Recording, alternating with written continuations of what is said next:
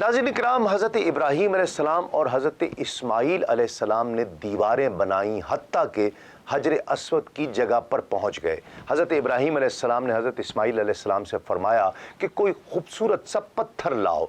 आप एक पत्थर लाए जो हज़रत इब्राहीम अलैहिस्सलाम को पसंद ना आया। आप फिर तलाश में गए।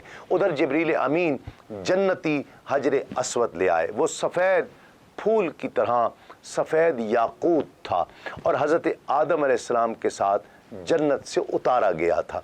हज़रत इस्माईल अलैहिस्सलाम ने पूछा कि कौन लाया है? फरमाया जो तुमसे ज़्यादा चुस्त है। अल्लामा हल्बी लिखते हैं कि एक हदीस में आता है कि तूफ़ान नूह के वक्त अल्लाह रब्बुल इज़्ज़त ने हजर अस्वद को अबू कुबैस पहाड़ को बतौर अमानत दिया और हुक्म दिया कि जब तू मेरे खलील को मेरा घर बनाते हुए देखे तो इस पत्थर को उनके लिए अपने साए में निकाल देना। तो सदियों बाद जब हज़रत इब्राहीम अलैहिस्सलाम ने काबे की तामीर फरमाई और उस जगह पहुँचे जहाँ हजर अस्वद ने नस्ब होना था, तो पहाड़ अबू कुबैस ने हज़रत इब्राहीम अलैहिस्सलाम को आवाज़ दी और कहा कि ए इब्राहीम, रुकन यानी हजर अस्वद यहाँ है। और एक दूसरी रिवायत में है कि अबू कुबैस ने कहा कि ए इब्राहीम, रहमान के दोस्त, आपके लिए मेरे पास एक अमानत है, उसको ले लीजिए। एक और हदीस पाक में है कि ये दोनों हजर अस्वद और मकाम इब्राहीम क़यामत के रोज़ अल्लाह रब्बुल इज़्ज़त के हुजूर खड़े होंगे और ये दोनों अज़मत और बड़ाई में अबू कुबैस पहाड़ के बराबर होंगे। उस वक्त ये उन लोगों की गवाही देंगे जिन्होंने इनका हक़ अदा किया होगा, यानी इनकी ज़ियारत और बोसा दिया होगा।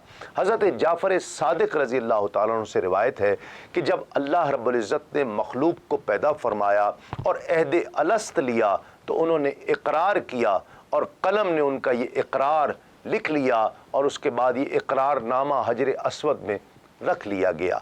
इसलिए अब जो भी हजर अस्वद को बोसा देता है वो दरअसल उसके इकरार का अहद और तजदीद होती है कि हजर अस्वद अहदनामा अलस्त का अमीन है। तामीर के दौरान खाने काबा की इमारत जैसे जैसे बुलंद होती जाती, ये पत्थर भी बुलंद होता जाता था।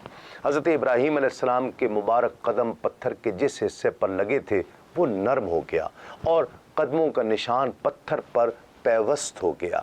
ये पत्थर खाने काबा से तकरीबन 13.25 मीटर दूर मशरिक की जानिब जलवा फरमा है।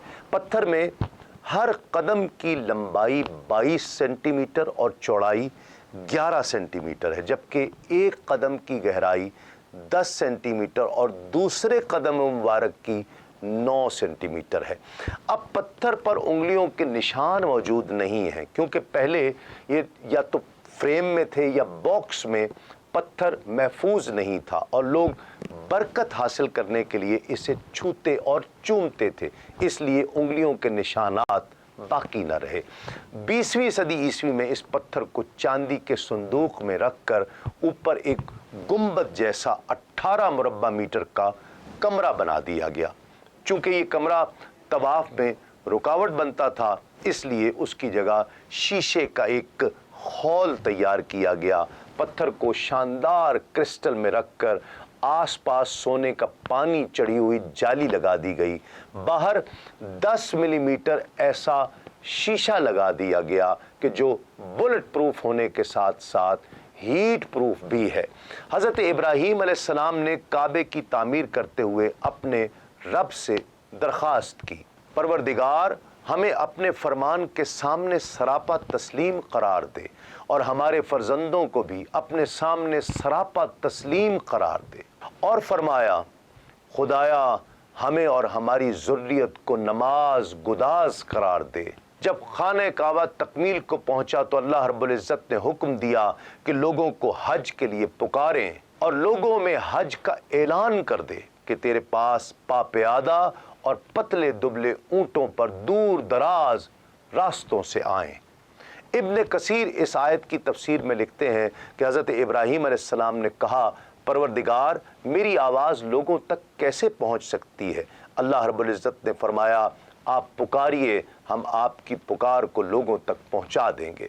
तफसीर जलालैन में है कि हज़रत इब्राहीम अलैहिस्सलाम ने अबू कुबैस पहाड़ पर चढ़कर पुकारा, ए लोगो اللہ رب العزت نے ایک گھر بنایا ہے اور تم پر حج فرض کیا ہے، لہٰذا تم اپنے پروردگار کو لبیک کہو۔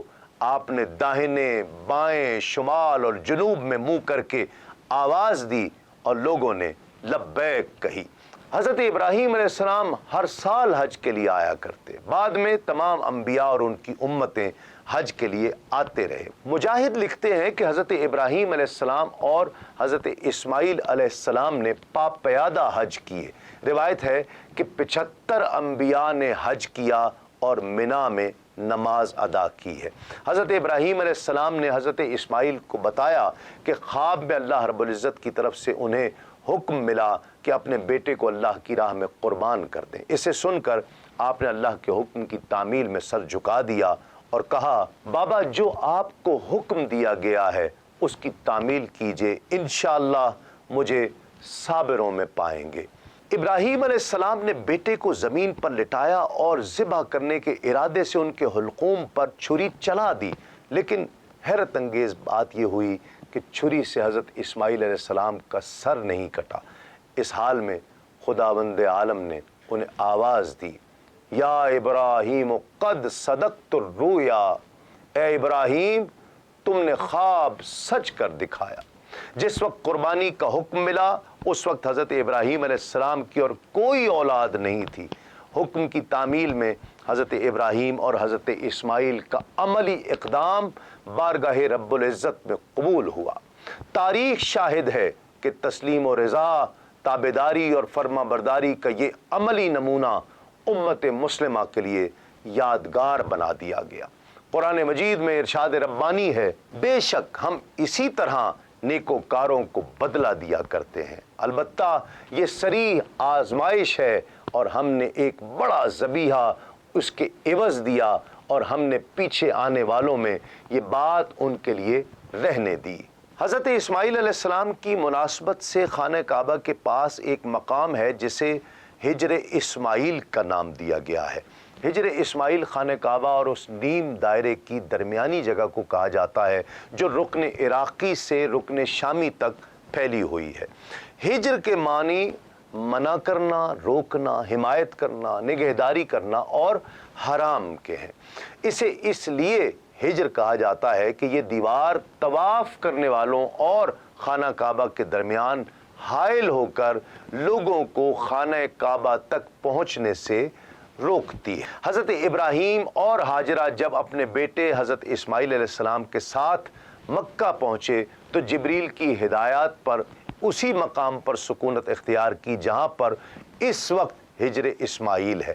بعد میں اس مقام پر لکڑیوں کا ایک سائبان بنایا گیا جہاں پر حضرت اسماعیل اور حضرت ہاجرہ اپنی بھیڑ بکریوں کے ساتھ زندگی گزارتے تھے۔ وفات کے بعد بھی ان دونوں ہستیوں کو اسی مقام پر دفنایا گیا۔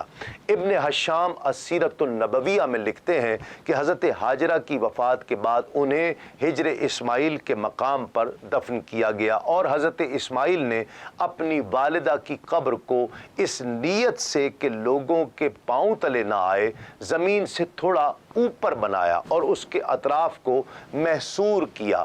بعد میں حضرت اسماعیل علیہ السلام کو بھی اسی مقام پر ہی دفن کیا گیا۔